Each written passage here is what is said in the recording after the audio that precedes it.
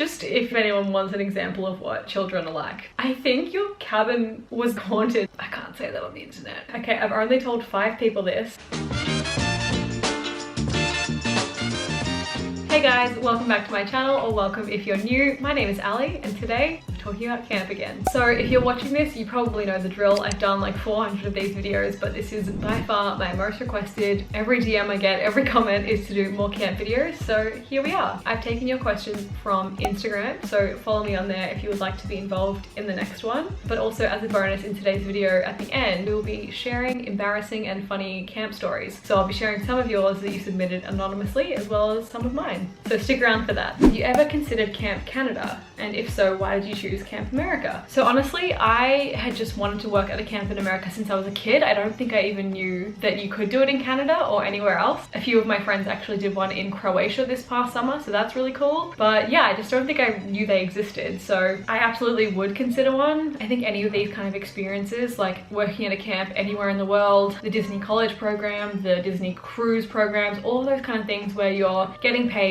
to travel and work at the same time. Just such a cool experience, and I would recommend them to anyone. What was your favorite age to be counselor for? Well, shout out to any of my campers if you're watching this. I think honestly, I've been one of the luckiest people in the world when it comes to campers. I've literally loved all of my experiences. My first year I was placed with 16-year-olds, and then I followed them up to the oldest age group. And then my next year I went with the oldest age group as they came up, so that was really cool. And then last summer I got to be with 12-year-olds, which was completely different and so much fun, and just, yeah, so opposite. So I think it just really depends on the kind of person you are and what kind of experience you want. I loved being with those older girls because they knew so much about camp and could teach me all these things, and it was just really, really easy to sort of relate to them. Whereas having the younger girls was so much fun and so different, and I felt like I was a lot more of a parent figure to them. I will say I've never been bored, especially with the young ones. Are children sometimes mean to counselors?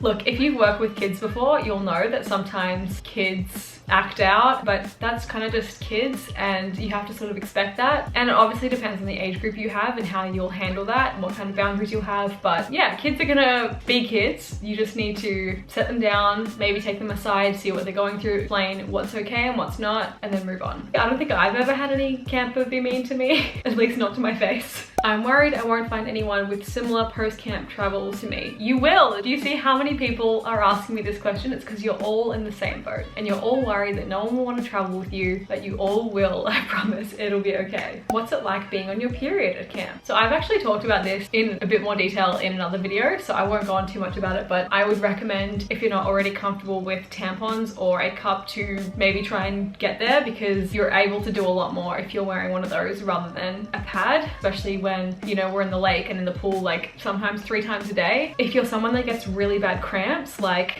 this guy here, get your pain meds sorted beforehand, figure out what you're allowed to take, but it's usually pretty much the same as dealing with it anywhere else. How much budget should you take to camp with you, including travels afterwards? Great question. This is also another frequently asked one. So this really depends on what you want to do, where you want to go, and how long you'd like to travel for. So for example, if you didn't have the money or didn't want to spend money on travel, you could just rock up the day before, go to camp, work, and then come home, and you've got your full salary then to pocket. Otherwise, if you want, you can take the 30 days either side, so 60 days, and you can travel that whole time, giving you 4 months on this trip, which is essentially what I do. Personally, I would recommend a minimum of $1,000, like minimum, so that if you make friends you want to travel with, if you'd like to go on a road trip somewhere or pay for some flights, there's a bit of room in that. I would recommend a bit more than that, just so you have kind of flexibility, but I will try and work out a breakdown of what I spent last year and put it in here, because it's very hard to think about it when you're paying for things separately. So my friends and I rented an RV, but then we also paid for gas and food and a few flights and things like that. So it just really depends what you want to do. For example, you could go somewhere really nice and spend $100 plus on hotel for a night, or if you are camping or in an RV or a motorhome, you could stay somewhere for free. So it really does depend on your budget and your preference and what you'd like to do. Were you with the same group of kids for the whole season, or did the kids change every week? So this will depend on your camp. A lot of camps do like day camp or weekly sessions. For us, the kids stay the whole time time, so they're there for the whole 7 weeks. Our staff are there for 8, which I really love because it means you get to really know them, get really close with them, bond with the kids, and I just think if I had to say goodbye to my kids after 1 week, I would be devastated. But then on the other hand, it is cool that day camps or camps with shorter sessions get to meet a lot more kids. I can't personally speak to that, but I would say most camps traditionally have one really long session, and then some here and there will have really short sessions. Did you get placed fast? I would say so. I applied in about January or February and I got placed in April, I believe. So a month or 2 months. Obviously, the earlier you apply, the better, because then you're going to have a bigger selection of camps that haven't filled up all their positions yet. But also don't worry if you do apply and it takes a while, because I think you'd rather wait and get a really good camp that you're happy with than to be snatched up immediately but it not really be a good fit. How to travel from the East Coast to the West Coast after camp. So for us Australians and New Zealanders as well, we will typically fly home out of LA because that's where our flights go home from, whereas those in the UK, I believe, typically fly out from the East Coast or from New York. So if you are a Southern Hemispherian, it makes a lot of sense after camp, if you're on the East Coast, to trek across and end up there at the end of your 30 days. I'll again try and insert a graph here of where I've done the past few years, but I would recommend sitting down with whoever you want to travel with and being like, okay, which cities do you guys want to go to, marking them on a map, measuring the distance between them all, checking out flights, checking out dates, and seeing which ones you can work in, which ones you can kind of make a little line across to get there. If I had gone this year, I really wanted to go and visit the Carolinas, but how many days off a month do you get if you do? Yes, so we get 5 days off, I believe, over the 2 months. One of those is all together, so all of the staff gets a day off in orientation week, which is like training, and then the other 4 are during the sessions, so like when the campers are here. And so for us, you just request a day off with your group leader, who then will check with like head of boys camp, head of girls camp, and sort of schedule everyone, and then hopefully you can get a day off with your friend and plan something fun. What time is lights out at your camp? So lights out just depends on the camper's age. It could be anywhere from like 9 p.m. till midnight-ish, and also I think it typically gets extended towards the end of camp as like a treat for them. But for staff, typically your curfew is 12 or 12:30 depending on the night, and trust me, when you're getting up at like 7:30, 8 and running around all day chasing kids, taking care of them, you'll be grateful for a curfew. Do you recommend buying a SIM card once arriving in America? So of the 4 years that I've done camp, I only did this once. I bought a SIM card last summer and I actually really recommend it, especially if you're traveling a lot beforehand or afterwards. I just found it really useful to be able to like use maps, call people, look things up if I was lost or just like needed to. It meant that when I was traveling in an RV, I could call ahead and book like a campsite. Thank you so much. Okay, bye. So yeah, I think it was really worthwhile. I think it cost around 75 Australian dollars for like an unlimited plan for, you know, 30 days. I don't think you need one at all while you're at camp because you won't be on your phone very much, but I think when you're traveling, especially if it's your first time, it can definitely be useful. Is it easy to connect with family? How often do you get access to do so? So again, this will differ for every camp, but we stayed off our phones from 9 a.m. till 9 p.m. So you could go and be on your phone anytime after 9 p.m. and anytime in the morning until 9, and those are the hours that you can contact your family. Obviously the time zone will be a little bit different, but usually that was pretty good anyway. That was like the middle of the day in Australia, so that works well. I think you'll find a lot of the time though, you just want to spend time with your friends. Like you'll probably forget a little bit about your family back home, which is good because it means you're being really, really present and you just want to sort of enjoy your time that you have while you're there because it is so limited. Daily routine of camp and how each day works. So I got that question a lot, which makes a lot of sense. So I'll kind of just briefly run you through a regular day at camp. Forgive me if I'm a little bit off. It's been over a year now. So we'll typically wake up around 8 or just before. Then we go meet at the flagpole with all of girls camp or all of boys camp. We hear like if anyone has a birthday that day, if there are any tournaments, just kind of like general camp news. Then we all walk up to breakfast. We have breakfast, come back from breakfast, have cleanup, and then we have first period. So you'll have a first activity period, say you go to basketball, and then you have second activity period, say you go to archery. Then third period is general swim, so everyone just goes in the lake or the pool, which is just so beautiful. It's one of the best times of day. Then after GS we go straight to lunch, and then from lunch we have rest hour, so you can have a nap, you can play quietly outside or, you know, read in the bunk. Then we have fourth activity period. Again, it could be like arts and crafts. Fifth activity period, we might have pool or hockey, and then sixth period, another general swim. So again, go in the pool, go in the lake, just hang out all together. So that's a really nice time where you get sort of all of camp hanging out together. You can hang out with different divisions or boys and girls together, kind of seeing all your different friends in the one place. So dinner will finish typically at 6:30, and then until 7:30 you have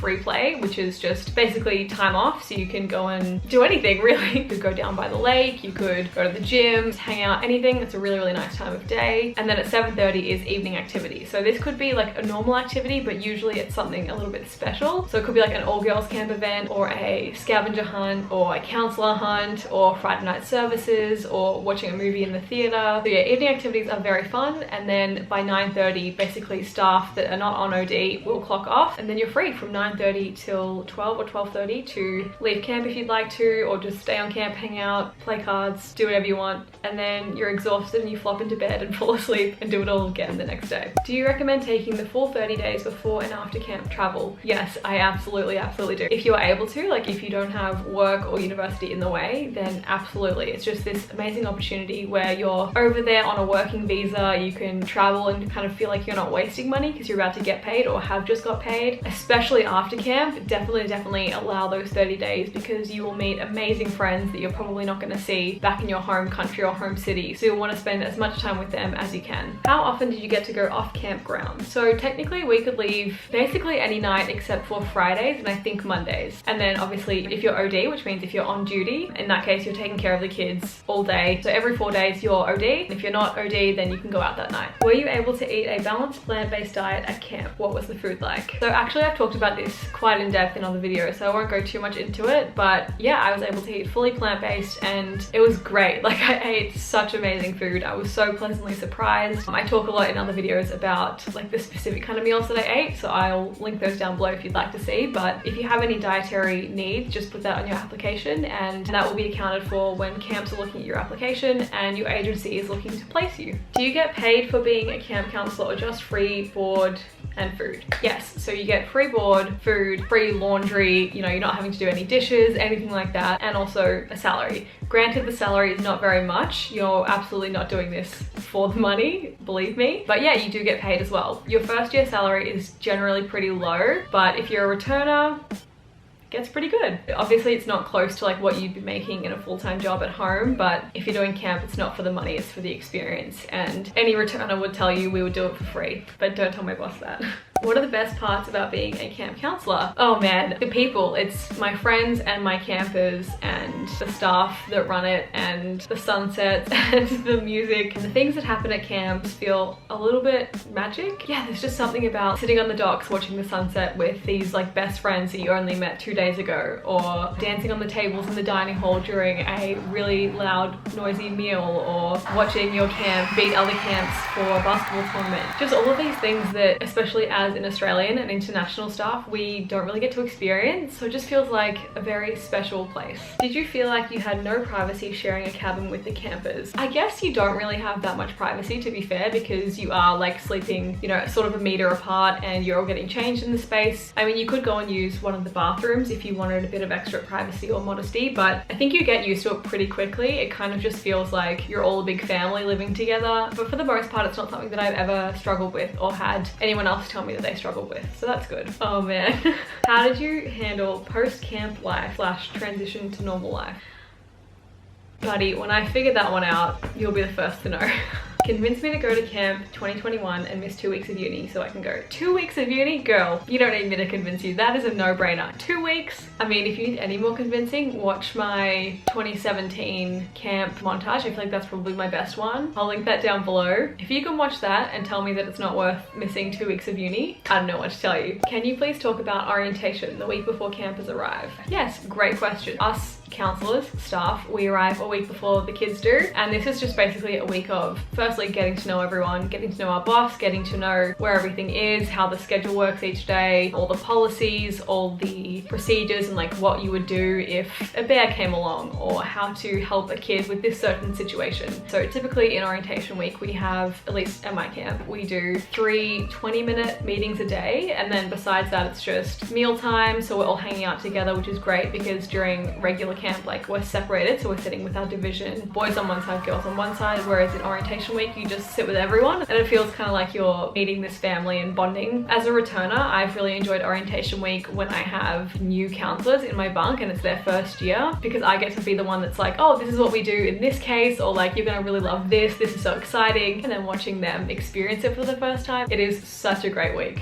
What did you pack? I actually have a full video dedicated to what I packed for camp, so I'll link that down below. Is camp LGBTQ friendly? Obviously I can't speak from personal experience on this, but I sent your question to quite a few of my friends that are LGBTQ+, and most of them agreed that it would be easier for women, so for any cis lesbians or cis bisexual girls living on girls camp, than it would be for anyone living on guys camp. I think girls camp is basically a little bit more accepting maybe, whereas boys camp could be a little bit more stereotypically masculine. In the future, something that I would really like to see would be some kind of inclusion or training in orientation week where we talk about that kind of thing and discuss how, if a child opens up to you about their sexuality, how to respond to that and how to help them, and just how to be tolerant and kind and accepting of everyone. I think that would really be beneficial to the whole camp industry. One of my friends said they were actually planning on going to camp this year with sort of a 2020 comprehensive plan on LGBT training for staff. Obviously that didn't happen this year, but that would just be so fantastic. Also, I should mention my friends both at my camp and others that were out didn't experience any problems and, you know, would report that it was fine. It really depends on the kind of camp too, because I've worked 3 different camps now over in the States. So one's sort of a very typical traditional sports-based camp, and that attracts a lot more cis heterosexual people, both as campers and counselors. And then I've also worked one that was centered around YouTubers, one of which was Tyler Oakley, who is obviously a huge gay icon. So a lot of the campers we had for that were gay, and I think we had a few trans kids or non-binary kids, so that was really awesome in terms of diversity. And then also another camp that I worked for kids whose family members are struggling with cancer, and so obviously then we get a lot more diversity in that as well, because it's not just typically a camp where you're going to play sports all day. So it just really does depend on what kind of camp you're working at. How to make an easy transition from camper to counsellor. Personally, I think that's something that your camp should be in charge of. I think having roles like CITs, counsellors in training, is a really good way to sort of bridge that step, because I can imagine being a camper and then transitioning to having to work at a place that you've just kind of hung out at for your whole life would be really, really challenging. So whether that means taking a year off or a few years off, I know a lot of camps actually mandate that and you can't come back until you've had a few years off. Shout out to Camp Walden. Or your camp just has to sort of instill a CIT program and a lot of training and a lot of checking in on you guys and how you're doing. I think that's the most important thing. How to plan a good post-camp road trip where there's just so much to see. Yeah, it can be overwhelming, honestly. There are a lot of things to do. I am planning on making a video kind of all about this earlier next year when it's a little bit closer to US summer, but basically you just have to get together with any friends that you have and want to travel with and say,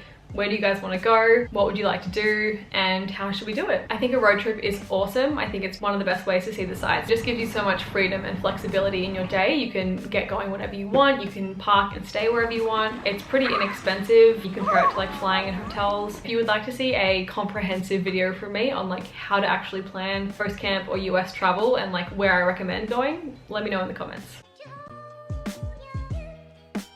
Place you wanted to visit but didn't get to. I really wanted to visit North Carolina. I don't know why.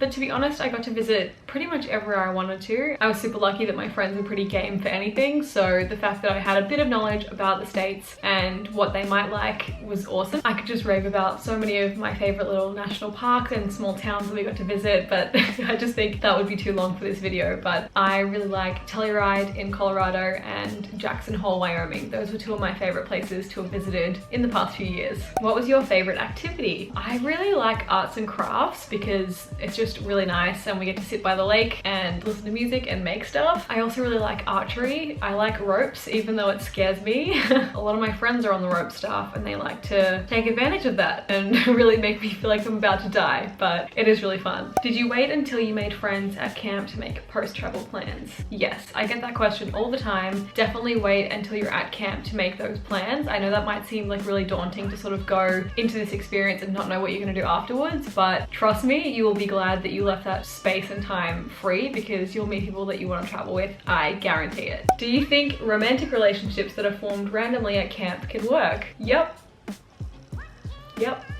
I know a lot of people that meet at camp and it works out great. I'm terrified by, but also love the idea of spending a summer at camp. I grew up in the countryside, watching The Parent Trap, Wet Hot American Summer, etc. But I'm a pretty introverted and not a confident swimmer or sports person. Do you think camp would work for me? It's a dream, but maybe it should stay a dream. Wow, okay. I want so badly for you to go to camp, and I think someone like you is the kind of person that would benefit most from camp, because I think you're very similar to me. I'm also a very introverted person. I love my alone time so much. Like, I am my own favorite person to spend time with, but camp really just did wonders for me. It gave me so much confidence. It gave me the ability to be around other people constantly 24/7 for 2 months, and love that. If you're willing to give yourself that challenge, I think you would really love it and benefit from it too. I think it would really help you grow. Would you recommend the experience to someone who has not worked with kids before? Personally, no, because in most of the roles you will be taking care of kids all day, and it's very important to understand what that's like and have experience with that. But if you're looking for a role that isn't specifically working with the kids, like a kitchen role or a cleaning role or something in that kind of support realm, then I think it would be more fine. But if you're going to be working at a camp at a place that's filled with kids, I think you'd want to love kids and have some kind of experience there. Which is better, general counselor or specialist? I mean, I'm biased, but of course I'm going to tell you general counselor. I just love getting to experience every activity with the kids, staying with them all day, and getting to know all those specialist counselors. However, most of my friends are specialist counselors, and they love it because they don't have to be with their kids all day. They get to sort of meet all these different kids and counselors and see everyone. So I guess there's just pros and cons to each. Yeah, I really just love getting to be with my kids all the time and getting to spend time with each of them at different points and really participate with them. But if you're someone that just loves one specific sport or activity or something that you teach, and you'd like to meet all the different kids from camp, then you probably prefer being a specialist. I am very shy and have trouble making friends. Why is it so easy to make friends at camp? I've been thinking about this, and it's really hard to pinpoint why, because a lot of the times if I met some of the people that I'm friends with, well, firstly, I probably wouldn't, because we're very different ages, very different interests, and like different countries obviously, so we would never cross paths usually. But if I were to meet them like on the street, who's to say that we would connect in the way we have because of camp? I think honestly it's just the environment that camp and hopefully your camp leaders create. I think camp really makes people feel free to be themselves, and not only just comfortable being themselves, but like the best version of themselves. You know, we're encouraged to be really silly and muck around with each other and muck around with kids and just kind of be lively in a way that you don't get to be in sort of a 9-to-5 job here, or just aren't really encouraged to be in the real world. We're all encouraged to be a bit more silly at camp, so I think that kind of makes us a bit more vulnerable and a bit more open, and that's how, you know, really good connections are formed. But it's a weird thing to try and figure out.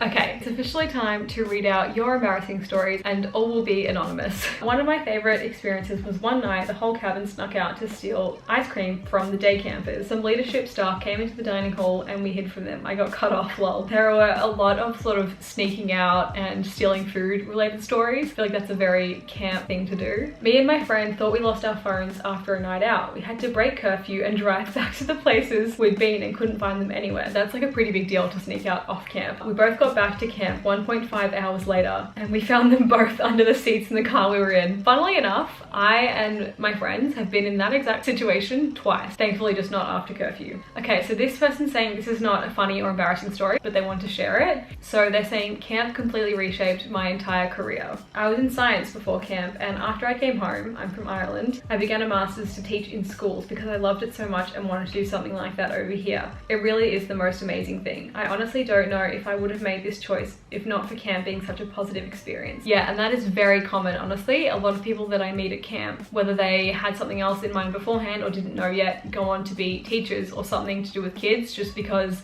it opens you up to this amazing experience that you just love and want to keep doing. At my camp in Texas, we were all about not making predictable and preventable mistakes to optimize fun and safety. Fast forward to the last week of camp, myself and some co-workers thought it would be cute to take some sunset pics on top of a hay bale. My dumbass thought it would be cute to jump off the stupid thing. Hello, broken ankle, crutches, and golf cart for the rest of the season. Ooh, at least it was at the end. When I was 10, I decided it would be smart to go to the bathroom at like 4 AM without a buddy or a flashlight. I got there and did everything alright, but then on my way back in the dark, I couldn't find my tent. Wow, so you guys are like staying in tents and have separate bathrooms. That's really cool. I walked over to a counselor's tent and tripped over a laundry basket and walked out realizing it wasn't mine. Eventually made it back to my own tent, and the next day the counselors asked if it was me and said I gave them a heart attack. Oops. Yeah, that would probably terrify me because I would think it was a bear.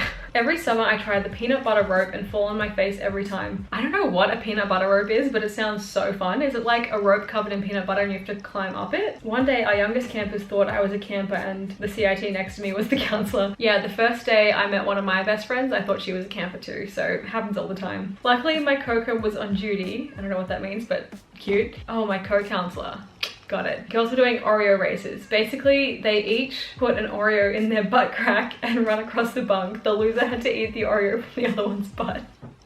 If anyone wants an example of what children are like, perfect. Okay, I've only told 5 people this, but I was the counselor of a group of young girls this particular week and they all wet the bed. Still unsure to this day if I was pranked, but I swear it was the energy of that room. I literally wet myself one night and it was so traumatic and nobody found out. I literally have never weed myself except for laughter since I was 5. I think your cabin was haunted by some kind of bedwetting energy. That is amazing. Some of these stories are literally too inappropriate for me to tell on my channel because I would get demonetized, but good for you. Okay, I'm trying to think of my most embarrassing camp memories. I think leaving my passport in the office on the last day of camp when we were all on the bus about to drive back 2 hours to New York and then having to make everyone stop so I could get off and go run back and get it. That was pretty bad. The time I missed the bus and had to come late with like 3 other people and like walk into the dining room and everyone was there. If that had been my first year, probably would have cried, but you know, it was fine. So I'm editing right now and I have a couple more stories to add. Someone submitted to me that a camper threw up on the counselor's Crocs and it went through the holes while she was wearing them in the shoe. Crocs are a very common thing at camp. Vomiting, not so much, but it does happen. And I also got a lot of poop stories. I feel like every single counselor has a poop story, regardless of the age of your campers. One of my campers very kindly sent in a poop story. Jolie, I'm not gonna tell that on my channel because I just don't know if I really can, if I can relive that. But it is a cherished memory. That's their business. It became my business, but you know. But I also do thank you to all of the counselors out there that sent me DMs on Instagram with photos or videos of your poop story. I really enjoyed them.